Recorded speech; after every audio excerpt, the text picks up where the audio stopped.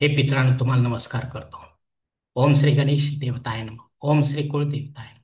ओम श्री गुरुदेवताय नमः. ओम सर्वश्री इष्टदेवताय नमो नमः. वक्रतुंड महाकाय सूर्यकोटी समप्रभा निर्विघ्नं कुरु मे देव सर्व कार्येषु सुसर्वदा. शिवशरणात मित्रांनो, मी कडाप्पा परत एकदा आपल्या समोर हजर आहे. माझ्या धर्मकरम चॅनलमध्ये आपले सहर्ष स्वागत करीत आहे. मित्रांनो, आपल्या सनातन हिंदू धर्मातील सणवार व्रत वैकल्याच्या साखळीमध्ये आज मी आपणास गणेश उत्सवासंबंधी महत्वाची माहिती देण्याचा प्रयत्न करणार आहे. भाजपत मासातील तेव्हा आपणा सर्वांना माझी नम्र विनंती की माझा हा व्हिडिओ आपण शेवटपर्यंत पाहावा आणि ऐकावा. मित्रांनो, गणेशाची पूजा जी केली जाते ती शक्यतो बुद्धी आपल्याला प्राप्त करण्यासाठी किंवा आहे त्या बुद्धीमध्ये वाढ करण्यासाठी, धार्मिक बुद्धी मिळण्यासाठी, धर्माचरण करण्यासाठी जी बुद्धी लागते ती बुद्धी मिळण्यासाठी. इतरही काही त्यांचे आशीर्वाद असतील, नाही अशातला भाग नाही. प्रत्येक देवतेच्या नुसार, देवतांनुसार. पण आपण याला बुद्धिमान किंवा बुद्धीची देवता असं म्हणतो. विद्येची देवता सरस्वती, तशी बुद्धीची देवता श्री गणेश. तर असा हा बुद्धिमान पराक्रमी श्री गणेश. या व्हिडिओमध्ये आपण त्यांचे अवतार, त्यांचा विवाह, त्यांची पत्नी या संबंधी काही थोडक्यात माहिती घेणार आहोत.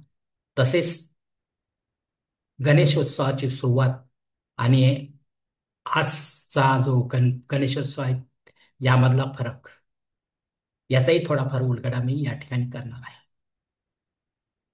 मित्रांनो, तंत्र मतानुसार लक्ष्मी व सरस्वती या गणपतीच्या दोन पत्नी होत.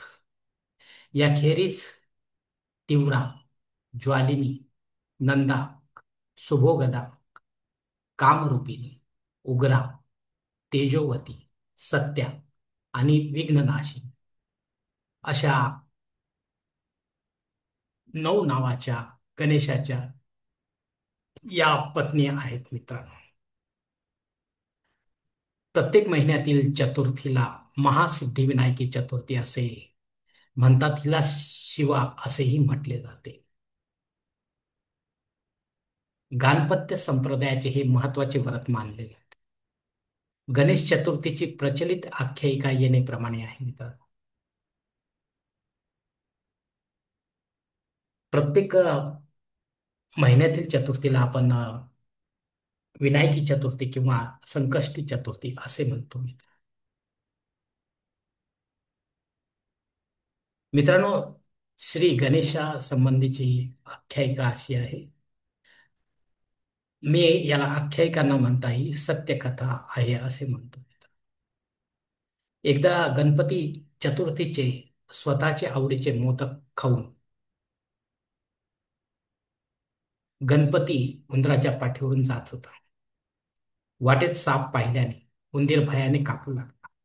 यामुळे गणपती उंदराच्या पाठीवरून खाली पडला व त्याचे पोट फाटून मोदक बाहेर पडले. गणपतीने ते सारे मोदक पुन्हा पोटात टाकले व आपल्या पोटावर साप बांधला. हे दृश्य पाहून आकाशातील चंद्र हसू लागला. म्हणून तुझे चतुर्थीस कोणी दर्शन करणार नाही असा शाप दिला, अशी ही सत्यकथा प्रचलित आहे. मित्र, ही विनायकी चतुर्थी, या चतुर्थीला विनायकी चतुर्थी असे म्हटले जाते. शिवपुराणानुसार गणेश व कार्तिकेय विवाहासाठी स्पर्धा करत होते. तेव्हा दोघांमध्ये जो प्रथम पृथ्वी परिक्रमा करेल त्याचा विवाह आधी होईल असा निर्णय झाला. कार्तिकेय मोरावर बसून पृथ्वी परिक्रमेस निघून गेला. अर्थात गणपती आणि कार्तिक हे भगवान शिवाचे दोन पुत्र आहेत.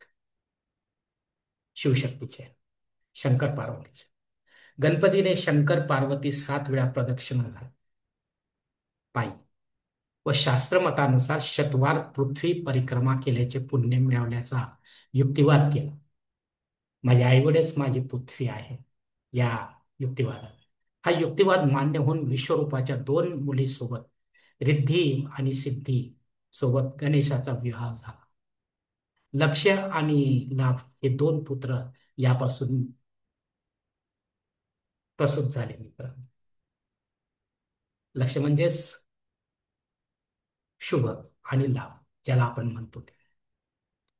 विवाहाची वार्ता नारदाकडून ऐकून दुःखी कार्तिकेय क्रौंच पर्वतावर राहण्यास निघून गेला. आणखी एका कथेनुसार, सत्यकथेनुसार, तुलसी नामक एक नारी गणेशासोबत विवाह करू इच्छित होती. गणपती ब्रह्मचर्य व्रती असल्याने त्याने नकार दिला व तुलसीदास दानव पत्नी होशील असा शाप दिला. माघ महिन्यातील चतुर्थीला माघी चतुर्थी असे म्हटले जाते. हा गणपतीचा जन्मदिन. आता वरील कथेतील तुलसी म्हणजे ही तुलसी माता जिला आपण म्हणतो, आणि ती जालंधरची पत्नी झाली. राक्षस बनली. उपपुराण मानल्या जाणाऱ्या व गाणपत्य संप्रदायाचे मुख्य ग्रंथ असलेल्या गणेश पुराण व मुद्गल पुराण या दोन ग्रंथात गणपतीचे अनुक्रमे 4 व 8 अवतारांचा उल्लेख आढळतो मित्रा. गणेश पुराणात 4 व मुद्गल पुराणात 8 अवतारांचा उल्लेख आहे. आता गणेश पुराणात गणपतीचे 4 अवतार अनुक्रमे सत्य, त्रेता, द्वापार आणि कलियुगात झाले असा उल्लेख आहे. तर ह्या चारही युगामध्ये हे 4 युग मिळून एक महायुग तयार होते मित्र. जसे कलियुगाचे वर्ष आता 4,32,000 आहे, तसे द्वापाराचे आहेत, त्रेताचे आहेत, सत्याचे आहेत. एवढे वर्ष म्हणून हे महायुग तयार होते मित्र. आणि या प्रत्येक युगामध्ये गणेशाने अवतार धारण केला. तसे इतरही देवता करतात. महोत्कट विनायक हा पहिला अवतार. हा दशभुजाधारी व रक्तवर्णी अवतार. याचे वाहन सिंह. कश्यप ऋषी व दिती यांची संतान म्हणून जन्मग्रहण केले व त्या कारणाने श्री गणेश काश्यपे नावाने प्रसिद्ध झाला. या अवतारात त्याने नरांतक आणि देवांतक नावाच्या 2 असुर भावांचा व धुम्राक्ष नावाच्या दैत्याचा वध केला. आता दुसरा अवतार यामध्ये येतो की मयुरेश्वर. हा 6 भुजांचा व श्वेतवर्णी अवतार आहे. याचे वाहन मोर आहे. त्रेतायुगात शिव पार्वतीचा पुत्र म्हणून हा जन्म. या अवतारात सिंधू नामक दैत्याचा त्याने वध केला. अवतार समाप्तीच्या वेळी आपले वाहन असलेला मोर त्याने त्याचा भाऊ कार्तिकेय यास दान केला. अशी सत्यकथा आहे मित्रांनो. मोरगाव येथे मोरेश्वराचे मोठे मंदिर आहे. कृतयुग आणि त्रेतायुगातले हे 2 अवतार झाले. आता द्वापार युगातील अवतार गजानन. हा चतुर्भुज व रक्तवर्णी अवतार. वाहन उंदीर आहे. द्वापार युगात शिव पार्वतींचा पुत्र म्हणून जन्मला. या अवतारात सिंदूर नामक दैत्याचा वध केला. अवतार समाप्तीच्या वेळेस राजा वरेन यास गणेश गीता सांग. या गणेश गीतेचे माझे 5-6 व्हिडिओ मागच्या वर्षी मी टाकलेले आहेत, ते आपण पाहू शकता. आता या कलियुगामध्ये धूम्रकेतू म्हणजे हा होणारा अवतार आहे. द्विभुज अथवा चतुर्भुज व धूम्रवर्णी अवतार. वाहन निळा घोडा, निळ्या रंगाचा घोडा असणार आहे. हा अवतार कलियुगाच्या शेवटी अवतीर्ण होत. म्हणजे 4,32,000 वर्ष जे कलियुगाचे सांगितलेले आहे. यामध्ये अजून कुठे 5-6 हजार वर्ष झालेली आहे आणि त्या पुढची अजून इतकी बाकी आहे. व अनेक दैत्यांचा हा जो धूम्रकेतू आहे तो नाश करेल असे सांगितले. तर भगवान विष्णू देखील आपला कल्की अवतार धारण करणार आहे, तेही या कलियुगाच्या शेवटी. त्यावरूनच या धूम्रकेतू अवताराची एक कल्पित घटना घडेल असे सांगितलेले आहे. आता मुद्गल पुराणामध्ये काय सांगितले ते पाहू. मुद्गल पुराणात गणपतीच्या 8 अवतारांचे वर्णन सापडते. दुर्गुणावरील विजय असा त्याचा भावार्थ आहे. हे अवतार खालील प्रमाणे आहे. पहिला जो अवतार आहे हा प्रथम अवतार. याचे वाहन सिंह असून या अवतारात मात्सर्यासुराचा अर्थात मत्सराचा वध त्याने केला. अशी सत्यकथा आहे. मत्सर म्हणजे जे षडविकार आहेत त्यातला जो मत्सर आहे तो मत्सर. दुसरा अवतार एकदंत, आत्मा व परब्रह्माचे प्रतीक म्हणून हा अवतार ओळखला जातो.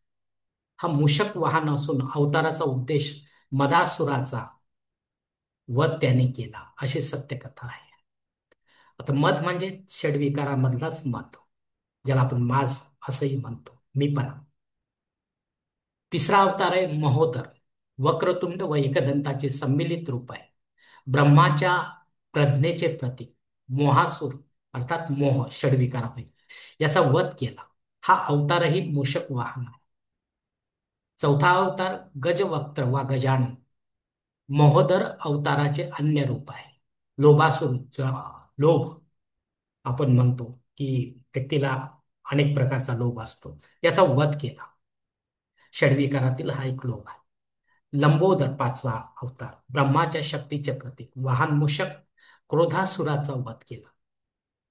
षडविकारातील हा एक क्रोध दुर्गुण आहे. सहावा अवतार विकट, सूर्याचे प्रतीक कामासुराचा वध केला. वाहन मयूर, ज्याला आपण काम वासना म्हणतो त्या कामासुराचा. सातवा अवतार विघ्नराज, विष्णूचे प्रतीक ममासुराचा अहंकाराचा वध हा या अवताराचे उद्देश. आणि आठवा शेवटचा अवतार धूम्रवाण, शिवाचे प्रतीक ब्रह्माच्या विनाश शक्तीचे वाहन घोडा अभिमानासुराचा नाश केला. जिथे अभिमान असतो त्या अभिमानासुराचा त्या धूम्रवर्ण अवताराने नाश केला. अशा प्रकारे हे 8 अवतार या मुद्गल पुराणात सांगितले आहे. आता या ठिकाणी मी प्रार्थना देत आहे श्री गणेश. एकदंतम महाकायम लंबोदरम गजानन, विघ्ननाशम करम देवम हिरंब, प्रणमाम्यहम देवेंद्र मौली मंदार मकरंद कला ऋणा, विघ्न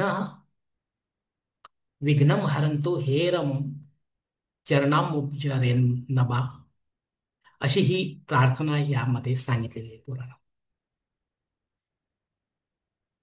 मित्रांनो, आता थोडासा राजकीय भाग पाहूया. पेशव्यांच्या काळात हा घरगुती उत्सवाच्या स्वरूपात असण्याचे उल्लेख अनेक ठिकाणी अनेक पुराणात आढळतात मित्रांनो. म्हणजे गणेश उत्सव जो होता हा फक्त घरापुरताच आपल्या उंबरठ्याच्या आतच मर्यादित होता, तो बाहेर नव्हता. पूर्वी केवळ घरगुती व्रत उत्सव अशा स्वरूपात असलेल्या गणेशोत्सवास इसवी सन 1893 साली जो आपला भारत देश पात्रत्यामध्ये होता, इंग्रजांच्या गुलामगिरीत होता, लोकमान्य टिळकांनी यांनी या घरच्या गणपतीला घराबाहेर काढले आणि चौकात आणून बसवले. अर्थात सार्वजनिक स्वरूपाचे रूप त्याला दिले. या स्वरूपामुळे सुरुवातीस सुधारकी व सनातनी अशा दोन्ही मतांच्या लोकांनी टिळकांवर टीका केली होती.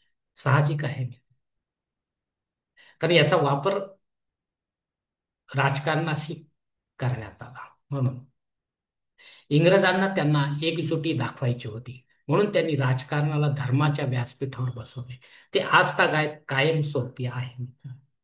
आजके राज आजचे राजकीय नेते मंडळी टिळकांच्या पुढे 4 पावले जाऊन स्वतःच्या पक्षाच्या प्रसिद्धीसाठी सर्रासपणे धर्मपीठाला आपले व्यासपीठ बनवत आहेत. ते ताब्यात घेण्याच्या तयारीत आहे. राज्यातील दहीहंडी असो, गणेशोत्सव असो, नवरात्र असो, चातुर्मास असो, आषाढी कार्तिकी एकादशी असो, काही असो मित्र, जो उत्सव आला किंवा प्रमुख देवस्थाने जी आहेत यापैकी ते राजकीय लोक काही सोडत नाहीत मित्र. त्यांना फोकसमध्ये यायचे असते फक्त. एव्हाना जाहिराती सुद्धा ते सोडत नाही. अमाप पैसा जाहिरातीवर खर्च होतो मित्रांनो. स्वतः अर्थ होतोच VIP जीवन जगण्यामध्ये, पण जाहिरातीमध्ये पण होतो मित्र. तर असे कुठलेही क्षेत्र हे सोडणार नाही, हे त्रिवार सत्य आहे मित्र. श्री गणेशाच्या अवतारांपैकी गणेश याचा जन्म भाद्रपद शुद्ध चतुर्थीला झाला. महादेव शिवशंकरांनी कैलास पर्वतावर भाद्रपद शुद्ध चतुर्थीला याच दिवशी जन्मोत्सव साजरा केला. श्री गणेशाने सिंदूर दैत्यावर विजय मिळवला. तो दिवस भाद्रपद शुद्ध चतुर्थी हाच होता. येत्या बुधवार दिनांक 27 ऑगस्ट 2025 रोजी हा अत्यंत पवित्र व महत्वाचा सनातन हिंदू धर्माचा सण साजरा होणार आहे. पण मोठ्या खेदाने म्हणावे लागते की बाजारातून मोठमोठ्या महागड्या गणेश मूर्त्या विकत आणा, केव्हाही आणा, त्याला काही टाइम टेबल नाही. पुरोहितांमार्फत प्राणप्रतिष्ठा न करता मोठमोठे देखावे करा, आप्तेष्टांना बोलवा, गोडधोड करा, खा, गणेशाच्या नावाखाली आणखी काही धंदे करा आणि गणपती बाप्पाला 1 ते 11 दिवस मुक्कामी ठेवून घ्या. असा मुक्काम कुठल्याही ग्रंथामध्ये उपलब्ध नाही मित्रांनो. आणि अनंत चतुर्दशीला मोठमोठ्या मिरवणुका वाजत गाजत काढा. प्रशासनावर प्रचंड ताण द्या आणि क्रेनने उचलून समुद्रात बुडवा मोठमोठ्या मूर्त्या, गणेश मूर्त्या, ज्यात आपण लालबागचा राजाही आपण या मुंबई भागामध्ये प्रसिद्ध आहे. अशा अनेक मोठमोठ्या मूर्त्या मोठमोठ्या शहरांमध्ये आहेत मित्र. हे दृश्य पाहताना आपले हृदय कालवते मित्रांनो, पण आपण काहीच करू शकत नाही. लोकमान्य टिळकांनीच पार्थिव गणेशाच्या मुक्कामाचे दिवस वाढवले. खरे तर शास्त्रानुसार पार्थिव मूर्तीची प्राणप्रतिष्ठा चुकून पुरोहितामार्फत केली तर अन्न ग्रहण करेपर्यंतच प्राण त्या मातीच्या मूर्तीत राहतो, त्यानंतर नाही. मी चुकून यासाठी म्हटले की बरेचसे गणपती, 100तून जवळजवळ 80 ते 90% गणपती हे प्राणप्रतिष्ठेविनेच बसविले जातात. म्हणूनच केवळ भाद्रपद व माघ शुक्ल चतुर्थीलाच पार्थिव गणेशाचे पूजन विधिवत करण्यास सांगितले आहे शास्त्रामध्ये.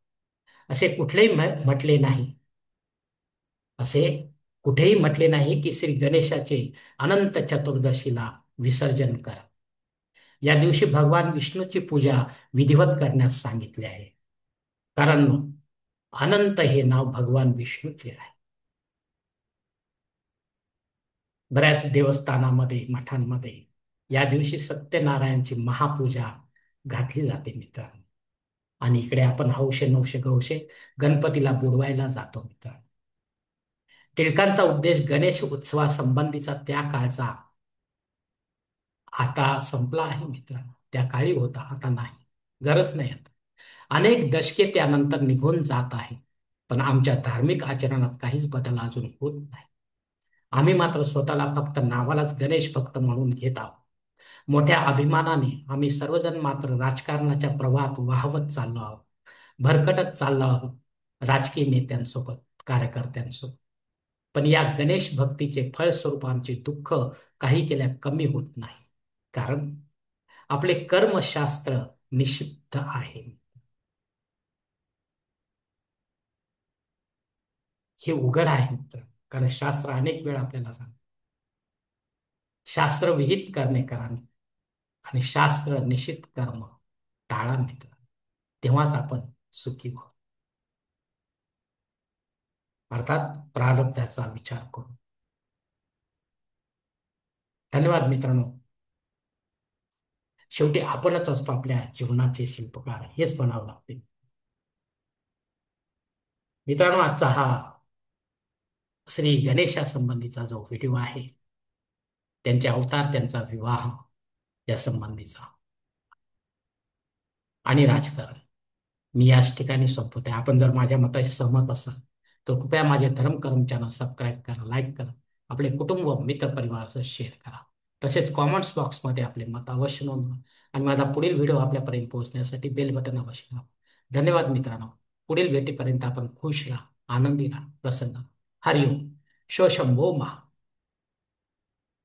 श्री गजानना चरणापर नमस्तु. शुभम.